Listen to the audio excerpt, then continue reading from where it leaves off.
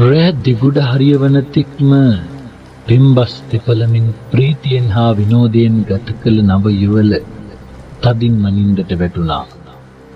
කාමරයේ සීලිමේ එල්ලා තිබූ පැරණි පන්නේ යෝධ ගොලෝ ලාම්පුවෙන්ද නිකුත්තුනේ දුබල ආලෝකයක්.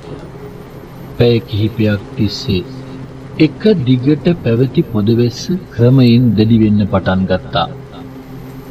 වික්ටෝරියානු ගෘහ නිර්මාණ ශිල්පයට අනුව බිත්තියේ මැදක් තැන්හි සවි කර තිබූ යෝධ වා කපළු වලින් ඇතුළට ගලා ආ සීතල සුළං පහරින් මිරිකුණු ඔල්ගා උණුසුමට ලංවන පූසියක වගේ සිය සැමියට තව තවත් තුරුළු වුණා.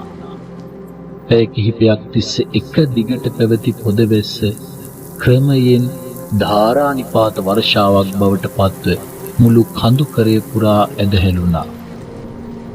විශාල වතුයායක් මැද්දේ පිහිටි ඉපැරණි වදරින් හයිට්ස් මන්දිරයේ ගරා වැටුණු සඳලු තලයේ මතට මොරගෙඩි වැනි වැහි බිඳු ඇදහැලෙන හඬ නොකඩවාම ඇසෙන්නට වුණා. උඩුමහලට නගින පියගට පෙළ අසල බිත්තියේ සවි කර තිබූ වසර 200කටත් වඩා පැරණි යෝධ ගඨිකා යතුර එක්වරක් නාද වුණා. උන්හිටි ගමන් සෝපාවක් තුලින් මතු කළුම කළු බලල් තඩියෙක් අවතාරයක් මෙන් හිනි පෙළ දිගේ ඉහළට නගින්න වුණා. සීලිමේ වූ හිඩසක් අතරින් බේරියා දියබිඳක් මුහුණට වැටීමෙන් පිබිදුණු ඔල්ගා දෙනෙත් හැර බලා මොහොතක් නිසලව හිටියා. තමා ගාල්ලේ වක්වැල්ල පාරේ පිහිටි මහගෙදර සුපුරුදු පරිදි චූටි නංගිත් සමග නිදන බව සිතූ ඈ නිදි මතේම අතපත ගාලා බැලුවා. ඒ සමගම තවත් දිය බිඳක් ඇගේ මුහුණට වැටුණා.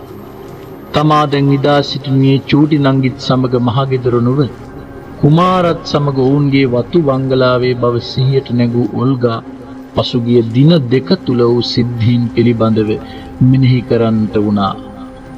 රැකියාවට යන බව කියා ගෙදරින් පිට වූ තමා කුමාරත් සමග විවාහ වී මදු සමය ගත කිරීම සඳහා මෙම පාළු වතු බංගලාවට ආතෙන් පටන් ඒ වනතුරු වූ විවිධ සිද්ධීන් ගැන සිතූ ඔල්ගා තමාට තුරුළු වී නිදන කුමාරජිත් දෙස හැරී බැලුවා.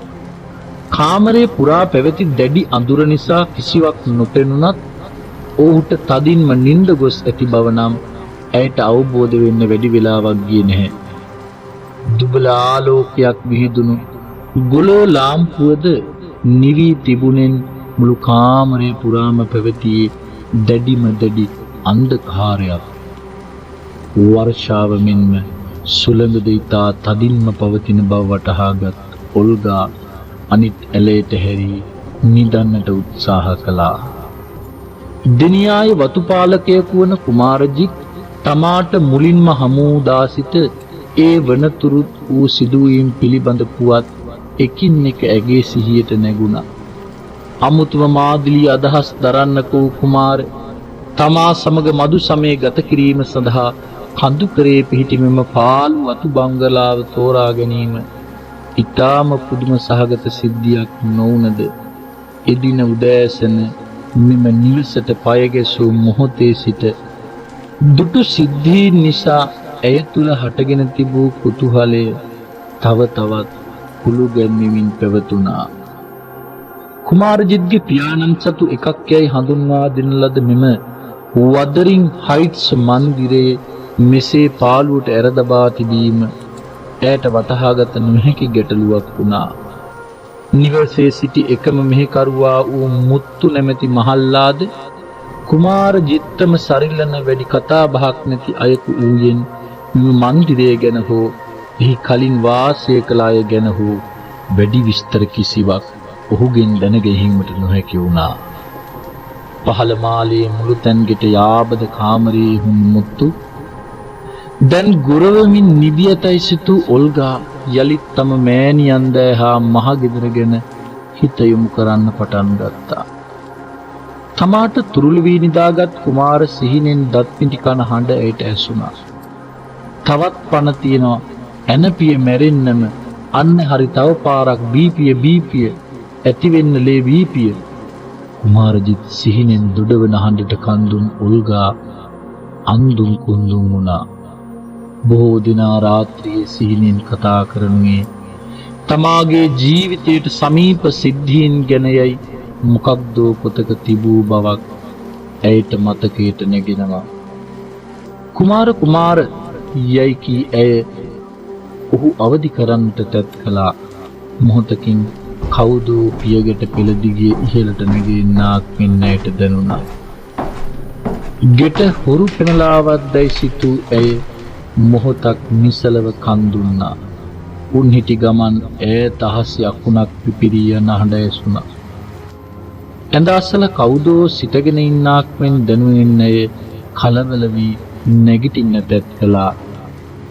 ඒ සමගම මුළු පෙදෙසම ඒකාලෝක වී යන ලෙස විදුලියක් කෙටුවා. අඩි 10කටත් වඩා උස ඇති යෝධ වීදුරු ජනේලය තුලින් ඇතුළට ආයිම විදුලිය එළිය. ඒ අභියස තිබූ පලිඟු කණ්ණාඩිය මතට වැටෙන්න මෙවි නොපෙනී ගිය භයංකාර දර්ශනයකින් බියටපත් ඔල්ගා ගල් ගැසී බලා සිටියා. ඒ සමගම වීදුරුවක් වැනි දෙයක් බිඳෙන හඬ පහත මාලෙන් ඇසුණා. ඩොග් ඩොග් ඩොග් ඩොග් යන හඬින් ඇසුණු අඩි ශබ්දයක්ද ක්‍රමයෙන් තුනී වී ගියා. තවත් විදුලියක් කොටත්ම ඇයි කාමරේ එක්පසෙක වීදුරු ජනේලයට මුහුණලා තිබූ යෝධ පලිඟු කණ්ණාඩිය දෙස මහත් ඕනෑකමකින් බැලුවා. තරුණ කාන්තාවක් ඇඳ මත දිගා වී සිටින අන්දමත් ඒ අසල හුන් කළු ලෝගුවක් පොරවාගත් අයෙකු ඇයට පිහියකින් අනිනන්දමත් දර්පණ තලය මත පැහැදිලිව සටහන් වී මොහොතකින් නොපෙනී ගියා. කෙනෙකු දර්පණ තලයක් අභියසට ගිය විට ඔහුගේ ප්‍රතිබිම්බය ඒ මත වැටෙන අයුරින් ඉතා පැහැදිලි ලෙසම දුටුවේ දර්ශනයෙන් බියටපත් ඔල්ගා මරහඬ නගමින් සිහිසන් නොමැතිව බිම ඇද වැටුණා. සටසටගා තටු ගසමින් කාමරය හරහා පියඹූ වවුලෙක් සීලිමේ කොක්කක එල්ලී කජු කුහුලමක්සේ දෙපසට පැද්දෙන්න පටන් ගත්තා. ඔල්ගා අමාරුවෙන් දිනෙත් හැර බලන අයුරු දුටු කුමාරජිත් තවත් ඕඩි කොළොන් ස්වල්පයක් අත්ලටගෙන ඇගී හිසේ ගැල්ලුවා. මුත්තුවේ අසලටම වී මුවින් නොබැන බලා සිටියා. ඔල්ගා දැන් කොහොමද ඔයාට? දැන් මොනවද තියෙන අමාරු කියලා කුමාරයා ඇසුවා. කුමාරයා දෙවුරෙන් අල්ලා තරමක් ඉහළට කර කොට්ටයක්ගෙන පිටට තබා පහසුවෙන් ඉඳ ගැනීමට සැලැස්සුවා.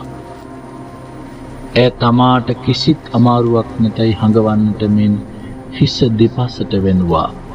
මුත්තු ගිහින් කෝපි එකක් හදන් වරෙන් කියමින් මෙහෙකරුවා පහළ මාලයට යවූ කුමාරජිත් පහතට නැමී ඇගේ නලල් තලයේ සිපගත්තා. ඕ හිස හරවා පසකින් තිබූ පලිඟු කණ්ණාඩිය දෙස බැලුවා. ඇයගේ හිසට උඩින් දැල්ලුණු යෝධ ගොලෝ පහනින් නික්මුණු ආලෝකය පලිඟු කණ්ණාඩිය මතට වැටි ඇති අයුරු දුටු ඇය තිගැස්සී ඉවත බලාගත්තා. වැස්ස තරමක් තුරන් වී තිබුණා. ඔල්ගා පලිඟු කණ්ණාඩිය දෙස බලා තිගැස්සී ගිය අයුරු දුටු කුමාරජිත් සියල්ල අවබෝධ කරගත් අයෙකු වගේ හිස සෙලෙව්වා. මුත්තු විසින් ගෙනා දුම් දමන කෝපි කෝප්පේ අතටගත් ඔහු එය මදින් මද ඔල්ගාට පොවන්නට ආරම්භ කළා. එහෙනම් ඔයා දැකලා තියන්නේ ඒකයි. මං හිතුවේ නැහැ අද මේ තරම් තදින් වහී කියලා. නැත්තම් මං ඔයත් එක්ක එක කාමරේ නිදාගන්නෙත් නැහැයි. පහත් හඬින් කී කුමාර දිග සුසුමක් හෙළුවා. කෝපි කෝප්පේගෙන සිය සැමියාගේ දෙතුල් අතරටද ලං කළ ඔල්ගා මට හරි බයයි කුමාර. මේ කාමරේ මැද කවුද ගෑණියෙක් මරා දාලා තියෙනවා. අර කණ්ණාඩියෙන් මං හොඳට මේක දැක්කා. අයියෝ අර මිනිහගේ මෝනේ හැටි බලන්නත් බයයි. මේ බලන්නකෝ අනේ ඒ ගැන මතක් කරනකොටත් ඇඟේ හිරිගඩු පිපෙන හැටි. එහෙම කීව ඔල්ගා තම දෑත් කුමාරට පෙන්නුවා. ඈත ලයිම දෙසින් කුකුලකු හඬලනු ඇසුණා.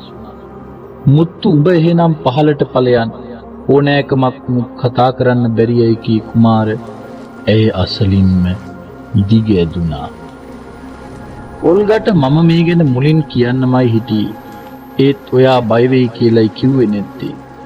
ඔයා දැක්ක විදියටම මේ කාමරේ මිනිමෙරුමක් සිද්ධ වෙලා තියෙනවා. මොනවා? මිනිමෙරුමක්? ඇසු ඔල්ගා දෙනෙත් ලොකු කරගෙන නිකටට අතගසා ගත්තා. ඕ මිනිමෙරුමක්. මීට අවුරුදු 30කට විතර ඉස්සර ඔය කාමරේදීම අපේ අම්මව මැරුවා. ඔව්. එදත් අද වගේම තද වෙහි දවසක්. මොකක්ද කාරණයකට තාත්තයි අම්මයි රණ්ඩු වෙලා අම්මා කියපු වචනයකට තාත්තට තරහ ගිහින් අපේ අම්මට පිහියෙන් නැනලා මැරුවා. මං එතකොට පුංචි කොල්ලා. ඉතින් උතුරු ටිකක් කියන්නකෝ. අම්මට පිහියෙන් නැනපු තාත්තට තමන් කරපු අපරාධයේ බරපතලකම තේරුම් ගිහින් තියෙන්නේ ඊට ඩිංගකට පස්සේ. මං කිරිනෙතුව බඩගිනි වෙලා අඬන කොටයි. ඊට පස්සේ මාවත් අරගෙන ආච්චිලයි ගෙදරට ගිහින් මාවෙහි නතර කරපු තාත්තා ඊළඟට නැවතුනේ පොලිසියේ. නඩුව ඔප්පු වෙලා අවුරුදු 12කට හිරේ ගිය තාත්තා අවුරුදු 5කට පස්සේ ඒත් අද වගේ වැහි දවසක මේ කාමරේ ඇතුළේදීම ඔළුව බිත්තිය හප්පගෙන මලා. එදා අපේ තාත්තා ඔය කාමරේදී අම්මා මරා දමද්දි තිබුණු බඩු මුට්ටු ඒ තැන්වලමයි අදත් තියෙන්නේ. එදා ඉඳලා හැම වැහි දවසකම විදුලි කොටනකොට අපේ තාත්තා ඔය කාමරේදී අම්මා මරාපු හැටි පලිඟු කණ්ණාඩියෙන් පේනවා. මන්නම් දැන් ඒක නොදැක්කමත් පිස්සු වගේ. මං ඒකයි මම්මගේ මදු සමය ගත කරන්න මේ පාළු බංගලාවටම ආවේ කියමින් කුමාරජි ඔල්ගාගේ මුහුණ යලිත් වරක් සිපගත්තා.